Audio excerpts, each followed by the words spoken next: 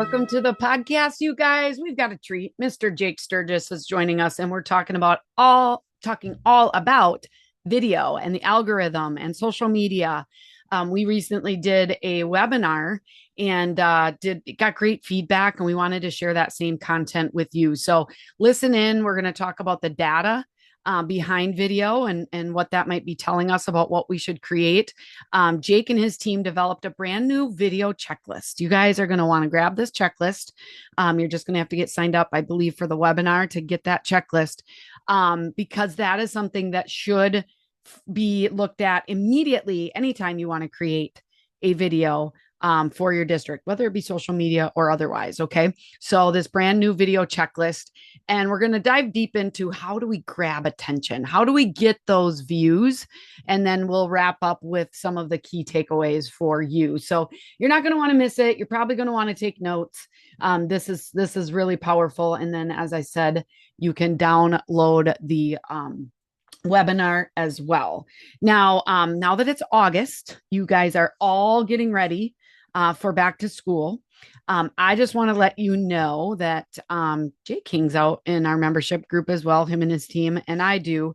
And we have a back to school sale. So if you have been thinking about joining our membership group, which is an online virtual community that does trainings every single week, we've got an upcoming Canva camp, 4 days of Canva tips. We record all of our trainings. You get access to everything, and you can try it out for 6 months for just $395. But that offer ends on August 31st. So if you've been listening for a while and been thinking, hey, I'd really like to get more support from Social School for EDU, this is your chance. Okay. Don't be afraid. Ask for the funds. It's not a lot of money for professional development. 6 months of support. We're talking about daily options to post and ask for feedback on Facebook, monthly challenges, webinars happen every single week. You guys don't miss out on our back to school trial period of 6 months for $395. We'll put that in the show notes. But now let's get to this week's K-12 PR tip. All right, today's K-12 PR tip is to take a look at your pinned information on your Facebook page. If you've got something pinned to the top that's featured, we do for all of our school districts. We actually have some important information and things that people need to know on our Facebook page. And I will link in the show notes to New Auburn's. Okay. But we have this pinned post that says, we're glad you're here looking for, specific information. Check here. If you have this on your Facebook page, look at the links and make sure they are updated. Okay. We have things like our district and yearly calendar, our monthly menu, current announcements, staff directory, maybe some of your live streaming for athletic events, your athletic and activities calendar. Okay. Check that out and make sure that it is current. So that is my tip today. We want to make sure that we're providing clear and correct information as we enter this new school year. And so I want you to check if you've got any pin posts. And if you don't, maybe you want to do something like this and look in the show notes and you'll see exactly what I'm talking about. Okay, now let's get into some serious video algorithm training with Mr. Jake Sturgis. Let's go. Good morning, Jake Sturgis. Welcome to the podcast. Thanks. It's great to be back again. Yeah, I don't know if this is number 3 or number 4. You've been on the podcast a few times, but very excited to have you here. It's back to school time. And are you a little busy, Jake? Yeah, I mean, our schedule really mimics the school year, and we're feeling the stress just like everybody else in school PR right now. Yeah. And as we are at Social School for EDU, but you know what? We're going to take a little time out to talk about video and the algorithm and dive into some data. We did a presentation earlier this summer, and I think it's worth sharing over the podcast. So if people don't know who you are, Jake, can you share your background and your work there at Captivate Media and Consulting? Yeah, so I thought I wanted to be in television news, like a lot of school communicators, and then found a way out. So I worked in news for about 3 years, and I worked in two different school districts in the Twin Cities area for combined about 12 years and really enjoyed that work. And a lot of the video content that I was seeing from other school districts, at least at that time, it looked like a third grader had made the content. And I just saw an opportunity to be able to create more strategic, more professional looking video content than what a lot of people are putting out there. And especially, I mean, if you're going to if you're doing a referendum campaign, if you're trying to recruit new staff members or trying to retain students and share the good things going on, the videos have to be a representation of your brand. And that's what I was really trying to do. So I've had the business for 10 years, and I've got a team of about 12 people. We're based in the Twin Cities area, but we do a lot of work all around the country, primarily working with schools and organizations that serve schools. And just a quick heads up, you've got a couple modes of helping schools. Can you just describe those real quick? Yeah, so whether it's content creation and that, video, motion graphics, graphic design, and also communication strategy, we do all of that. We also have something that we've recently launched called Captivate Academy, where we come alongside people who maybe need a little bit of help and guidance. Because I remember when I was working in a school district, I was craving critical feedback and someone to look at my work more from a technical side and say, could you maybe try lighting it this way, or maybe try doing this or that? And we want to help people who are maybe feel like they're close to the top of their game, but are just really looking to grow. But then also people that are trying to figure out how to get their gimbal to work or how to dial in the settings on their camera. So all sorts of ways that we can step in and help. And this goes beyond just like a YouTube tutorial. It's typically one-on-one training that we're providing people to really help them grow and to create better content themselves. It's kind of like, the what is it? $1 million, I don't know, pyramid. Who wants to be a millionaire? And you got to phone a friend. Right. This is your phone a friend, but it's actually like Zoom a friend or whatever platform you use to video. And it's really going to help you take your skills to the next level. And so I love the fact that you're able to do that and help, schools across the country who, have the willingness, but maybe don't have all the tools. And yes, watching a tutorial can only do so much for you. So I'm excited about that new offering you have for schools. So, video and the algorithm. People say, hey, video is great to share, but people are struggling with reach. And so it really is a tough nut to crack. And we recently teamed up for a webinar on this topic. So, what was the catalyst for delivering that webinar? Yeah, so Justin Deering had posted something in one of the school PR Facebook groups, and was basically asking, "Hey, a lot of the video content that I'm creating and posting, and that my colleagues and friends are posting, it's not getting the engagement and the reach that it used to in Facebook and the news feed. Is anybody else seeing this?" And overwhelmingly, people said yes. Mm-hmm. What I'm like, the number of views that I'm getting on my video content is much fewer than what I had before. And I think a lot of people are just scratching their heads like, why? And is there anything that I can do about this to help get more views on my videos? And we saw that post and we're like, this sounds like a webinar topic or a podcast topic. And like, here we go. And between the two of us, I mean, we really dug deep into the algorithm and kind of, what's changed and what's going on, and really, more practically, what can school communicators do to help create content that's going to gain more traction than it has been. Yeah, and we jumped in and listened to some podcasts and got some updates. And so Jake Sturgis is APR, right? You're accredited in public Yep. relations, and it's all about RPI, and it starts with research. So my listeners also love data. So can you break down some important data that, school social media managers need to pay attention to when it comes to video? Yeah, well, I know one thing just that you share a lot with in your podcast is the importance of shares, and with your content, with more people watching, being able to watch the video. And in some research that we found is that one share on Instagram is equivalent to about 400 additional views. So I'm sure Facebook is somewhat similar in that, But I think that's certainly eye-catching there, that if you're creating content that is shareable, um, good enough to be shared, and where people want to share that's one way to really increase views and increase reach, is by getting more people to share that content. But I think that starts on the production side of things and how you're crafting your content.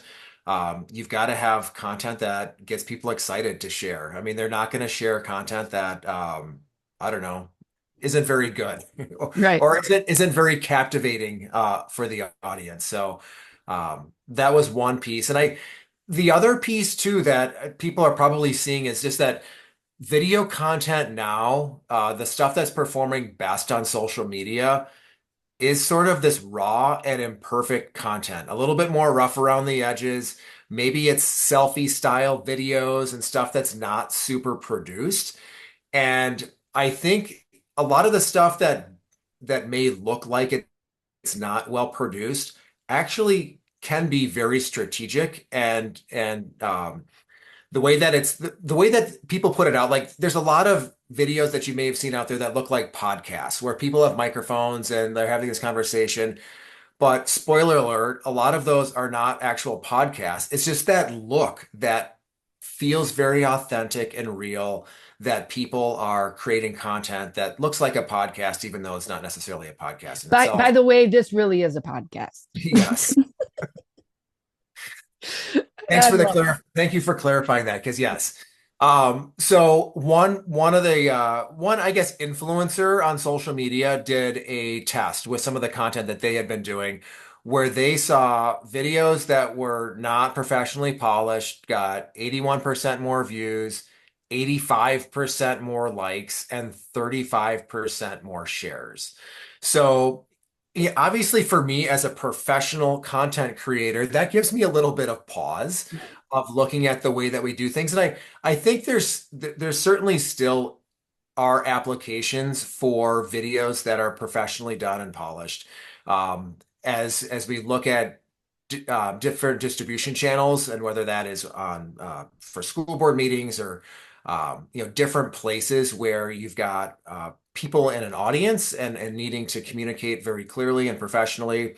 Um, I think there's still a place on social media for some of that stuff, but there's also, I think, the door's wide open for this content that is a little bit more unpolished, and call it more content that you create from your phone that just comes across as this much more authentic, and whether and believable, and whether that's the case or not, to be determined. But like, I put myself in a consumer's mindset, and I think about, like, recently I had to buy a new washing machine.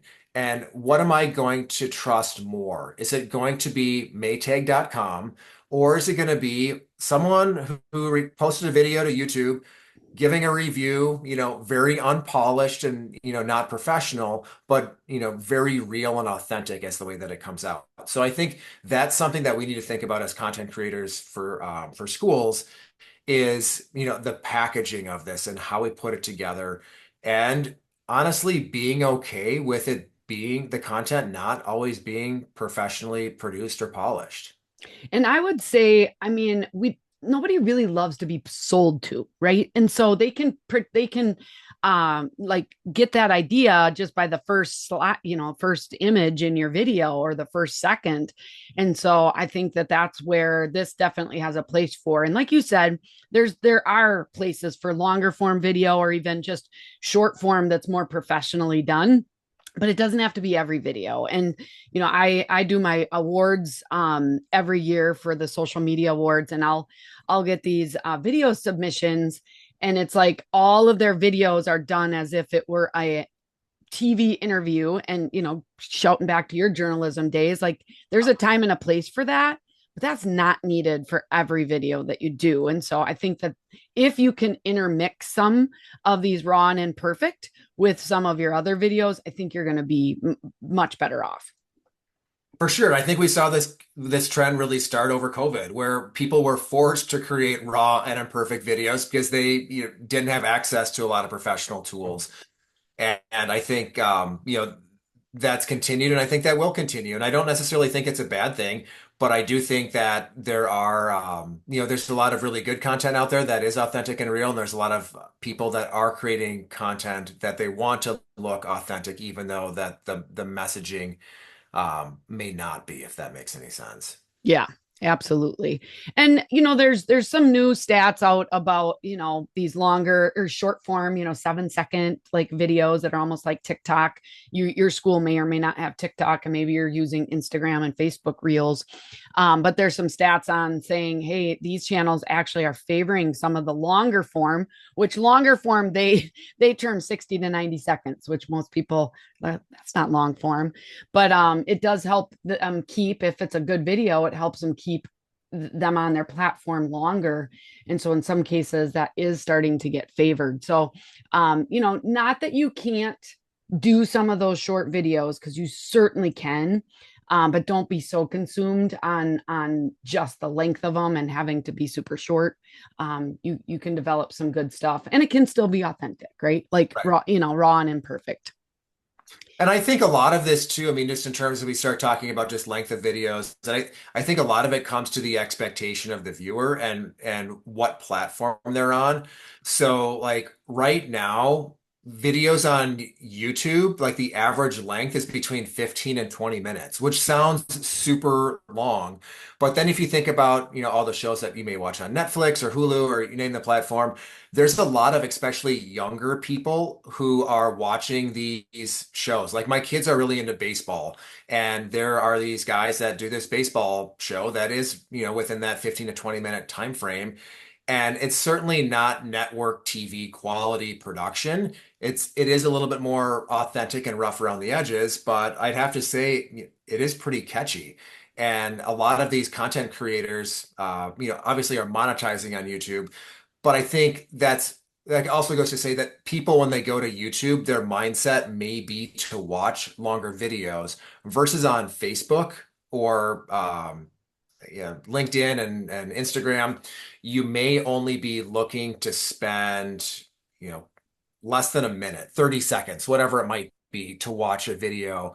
And your attention span, and I think your mindset is just different when you're in those platforms, depending on what you're looking for. So you're not probably going to watch a 20-minute video on Facebook because that's just not how we're wired. And that's just not, I guess, the expectations um, that you have going into it is to get, and sometimes you do get sucked into a really good, storytelling video, but most of the time it is, you're trying to create that content that is thumb stopping within the first few seconds of the video to grab people's attention, and then hopefully get them to have some sort of awareness or click on a link to watch a longer version of the video or whatever that may look like. But a lot of it is mindset, and I think there's certainly a place for shorter form content, but there's also a place I think for the longer form content if you've got an audience that and content that fits that. Yeah.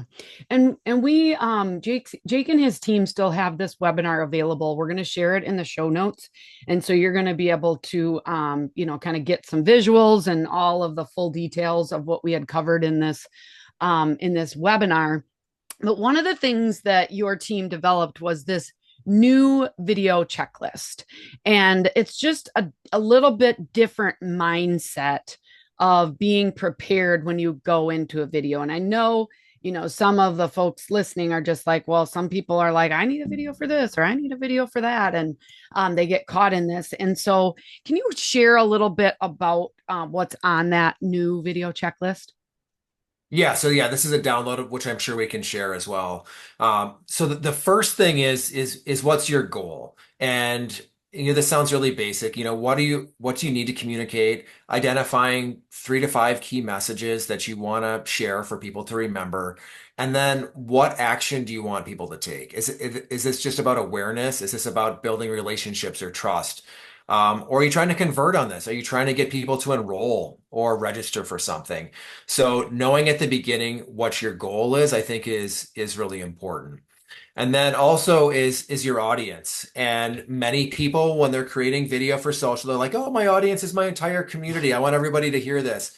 And I would really encourage people to dial that in a bit. And who's your primary audience? Maybe that's staff, maybe that's students, maybe it's parents, secondary audience and other audiences, and really trying to tailor content that helps reach the audience. When I started my business about 10 years ago, we would create what I would call a Swiss Army knife video where it's 3 or 4 minutes long, perfect for social media, on your website, school board meetings, you name it. And now, as things have changed and we've got more platforms and more audiences that we're trying to reach and specifically reach those audience, that content should really be tailored to them and perhaps creating some different variations of the video. Yeah. The third thing on the checklist is just about where the video is going and whether that's going on your website, going on YouTube, Facebook, email communication. Obviously, there's a lot of different channels and platforms where video can be shared. And as I shared before, I think that having specific videos for those channels, I think does make sense. And I know that sounds like a lot of work, but I don't think it necessarily has to be. I think you can kind of have some core pieces of your video that are sort of evergreen across different platforms, but also looking at different key messages. So like right now is referendum season as a lot of districts are preparing to go out to voters in November. And your message to people in your community that don't have kids is different to probably than the message that you have for your families who do have kids in the school. There's different pain points. There's different key messages that I think that need to be communicated to get them activated and informed and going out to vote. So knowing where that's going and knowing your audience, I think are really key things. Yeah. Another thing that people should really think about is that first frame. And what does that look like? You really want to grab people's attention as they are scrolling and having the first few seconds of the video really grab people. So that could be something unexpected. That could be maybe there's some drone footage that's really cool. Maybe there's some, goofy or silly kind of, student or staff member that could kind of kick things off.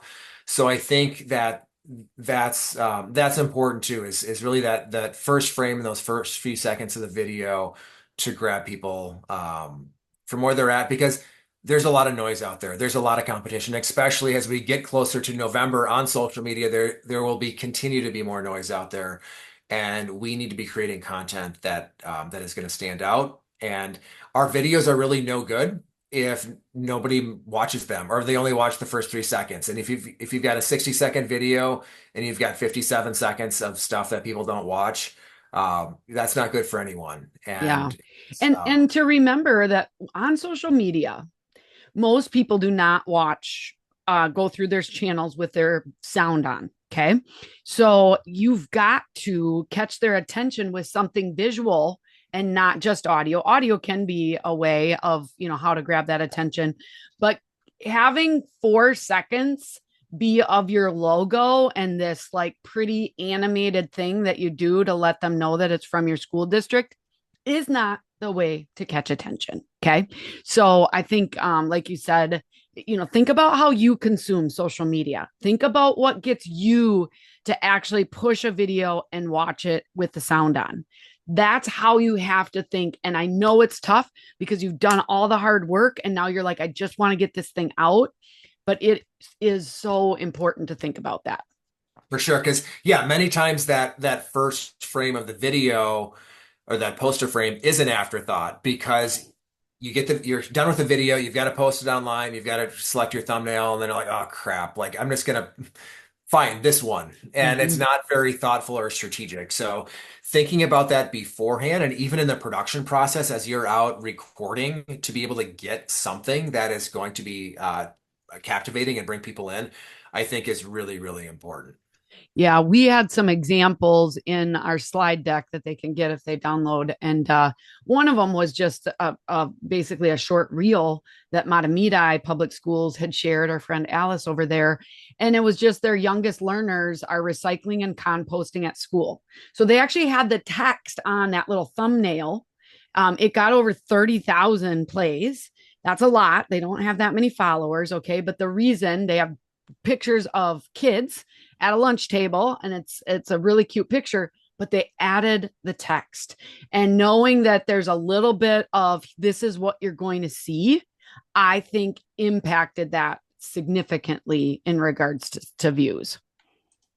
For sure, yeah. That text on screen can bring people in, and I think it's one thing to have cute smiling kids as a poster frame, which is great, but having context for what the video is about along with those smiling faces is even better because I think people want to know what they're getting themselves into when they're watching it and if it's a topic that they're really excited about, or some people see something that they know a friend is going to like and they'll share the video without ever watching it, but they need to have that context for them to do that. So let's provide that. Obviously, we want people to be watching the videos, but we also want people to be sharing those videos as well, and putting that text on screen is a great strategy for that. Yeah. And kind of the sixth item of your new video checklist is, what do you want people to feel, think, or do? Can you kind of explain what you mean by that? Yeah, when typically when we're creating content, we want people to take some sort of action.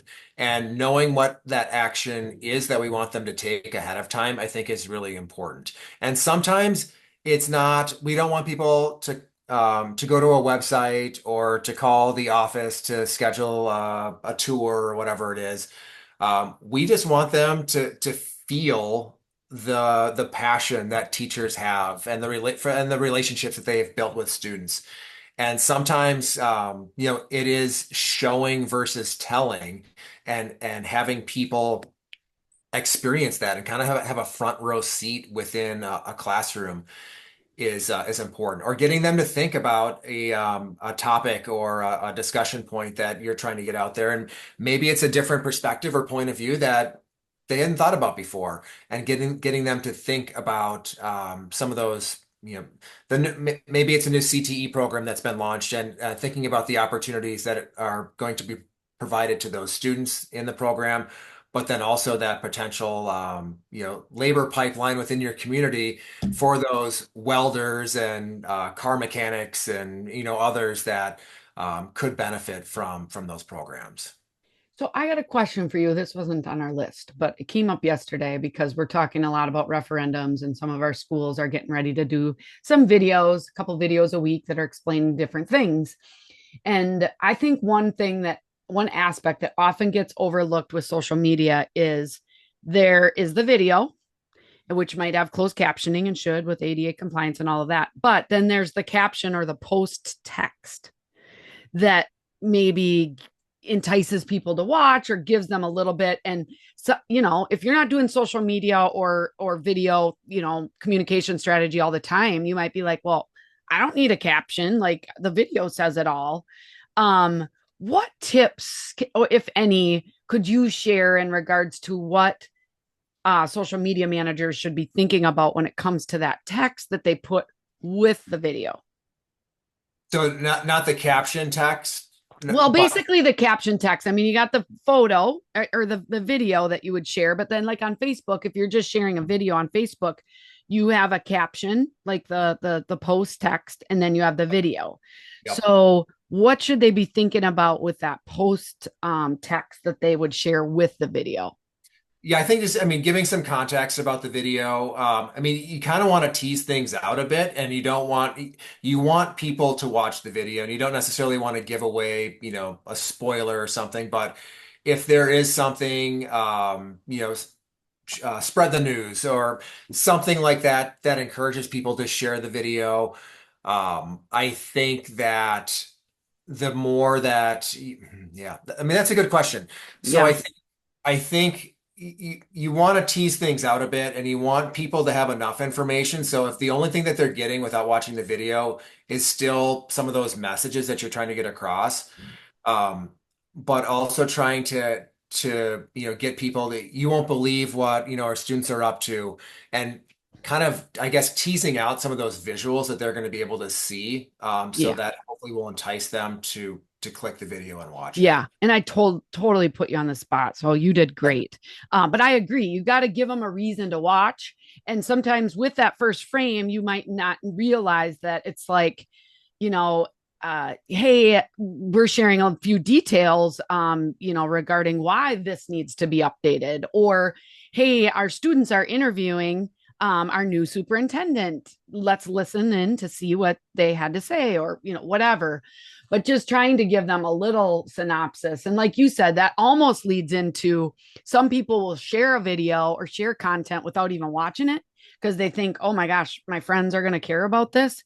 So give them a little reason to care. You don't have to, like you said, like spell everything out that they're talking about in the video, but you can definitely get them to click and watch. For sure. Um, But I was Go going ahead. to add to, I mean, as we talk about the algorithm, I think the biggest thing for people to know is that the algorithm is looking at engagement. And if you have a 60-second video and people are watching all 60 seconds of it, it's telling the algorithm that this is really good content, that people are watching it from start to finish. Versus if you've got a video that's 5 minutes long and people are watching on average the first 5 seconds of the video. That's telling the algorithm that this content isn't A plus grade A content, that it's kind of wah, wah, a lot of blah blah blah blah. So my encouragement for people, and I guess the biggest tip out of this whole piece is finding that, I guess, that sweet spot in terms of how long that video is, because you want to tell the algorithm that people are watching the video and watching a majority of the video. If they are trailing off and skipping the video and only watching a portion of it, the algorithm is not going to be feeding your video to more people, because the goal of these platforms is to get more people to stay on them for longer periods of time. And if you have content that people are only watching the first few seconds, that's not good for the company. And that's their revenue model, is by keeping people on their platform and by selling ads. So Mhm. finding that engagement, and it's both, I think, informing people about what's going on, but also entertaining them to a certain degree. And you've probably seen videos where, people tease out like, wait until the end to see, kind of, what happens, or you're not going to believe what happens, at the end of the video. And those are all tactics to try and get people to stay and watch, and to help their algorithm, or help their metrics feed into the algorithm, so more and more people watch the video. So I think that's something that as school communicators, many of us struggle with. Sometimes video is an afterthought, and we're like, oh, we just need to check the box and create the video, and we're not really thinking the way that the algorithm thinks, which is obviously always changing. But I think really trying to find that sweet spot with that length of time and creating content that is really, really good, and inviting for people to stick around and watch a lot of it. Yeah, and I learned this little I guess it's almost politically incorrect, but talking about video length. And it is my friend Brock Johnson, and I don't know where he heard it, but it's called the mini skirt rule. As far as video length, videos need to be short enough to keep people's attention, but long enough to cover what it needs to cover. And so, as politically correct or not correct that is, I can't forget that. And so it's just like, some people are often like, how long does the video need to be? Well, as long as it needs to be to cover what you need to cover, but still keep things interesting. So hopefully that can help you a little bit. But yeah, it is. We're in a competitive world to get our content watched. Just because, I mean, it's free to put things on social media. Okay, you can boost things obviously, but it's free to put it out there. You've got to compete. We're in Olympic season right now, Jake. So we're all competing for the gold. If you want to Yes. compete for the gold with your video, you've got to be thinking about these things so that your video that you put your heart and soul into actually gets seen. So to wrap this up, what are some of just those key takeaways that people should pay attention to in regards to video and the algorithm and social media? I think the first thing is just being authentic and being real. In this age of AI and a lot more AI type videos that are flooding people's feeds, being real, being authentic, having a sense of humor, and honestly, sometimes stumbling over some of like what you say because that's real. And typically, AI is not going to create something that where you stumble and mumble, and then you've got to find a way to correct yourself and move on. I was recently listening to a podcast where I was like, if that was me, I would have re-recorded that intro because he this guy just stumbled all over it. But then he laughed about it and kept moving on. I'm like, you know what? That was really cool and authentic. And that kind of just shows me his personality. And I think that people like that. People like to see that that we're humans and your Mhm. superintendent is not a robot just programmed to read off of a teleprompter, that they can have some fun and make some mistakes and not always be polished and perfect. So I think that authenticity piece is really, really important. I'd also say that being strategic doesn't always mean you have to be boring with the content. Recently flew out to Seattle for the NSPRA conference, and Delta, I think, does a really nice job with their safety videos. And you may think like, there's probably things within your world where you're creating the equivalent of a safety video where it's the same thing time and time again. Like, how do I make this fun? And there are ways to think outside of the box. Like, I think in the Delta video, they had people almost like at a yoga retreat type place with benches, and they were outdoors, but they were still seated. And anyway, I'm sure it's online somewhere, but Yeah, finding creative ways to be able to communicate content that you may think of like, this is super boring. There's no way that I can spice this up. I think there probably are ways that you can be different and stand out. Uh, awesome. and then I would also just say, looking at that worksheet with, thinking about that first frame, knowing your audience, um, educating as well as entertaining, I think is something that we've got to think about because there is so much more competition out there for people's attention. And the way that we've created video in the past doesn't necessarily mean that's the way that it has to be created in the future. Yeah. And it's going to continue to change as it always does. And that's why we're happy that you are staying connected with us here on this podcast. And obviously, you can reach out to Jake. We'll get your contact information in a minute. But, don't shy away totally from video. Don't give up on it completely. I think it gives a completely different way to connect with your school that pictures alone cannot do. And so just finding we know you only have 24 hours in your day. Both Jake and I wish we could have 25, but we don't. So you only have limited time. So we want you to be able to take action and get, impact from what you put in to your videos. But don't give up on them completely. So Jake, what's the best way to stay connected to you, or if they want to learn a little bit more about Captivate Media and what you guys do? Yeah, I mean, I'd say either by email, jake@captivatemedia.us. Our website is captivatemedia.us. And then LinkedIn, I'm on there as well. So I think those are probably the three best ways.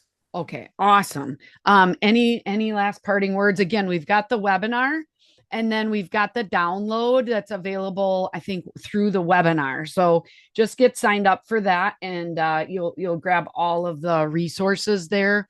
I think it's really powerful just to have a video checklist because when somebody comes to you and says, I need a video, you can have them help you create that. And again, I just want to reiterate, knowing who you're creating the video for really helps drive the creativity and the messaging and all of that for you. And so if you can get in a little bit more focused on who's this for and where's it going, I think it just helps make everything easier.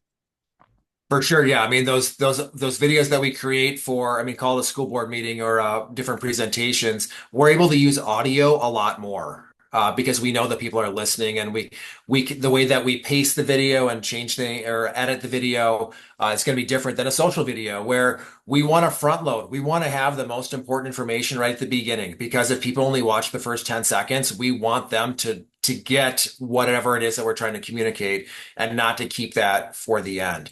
As well as with like the captions and the text on screen and all that stuff. It's just a different ball game depending on where you're sharing the video. And I think as you talked about audience too, I mean, those are all really important considerations to kind of put yourself in the viewer's mindset, and that audience where they're watching the video really should impact the way of how you're crafting that video.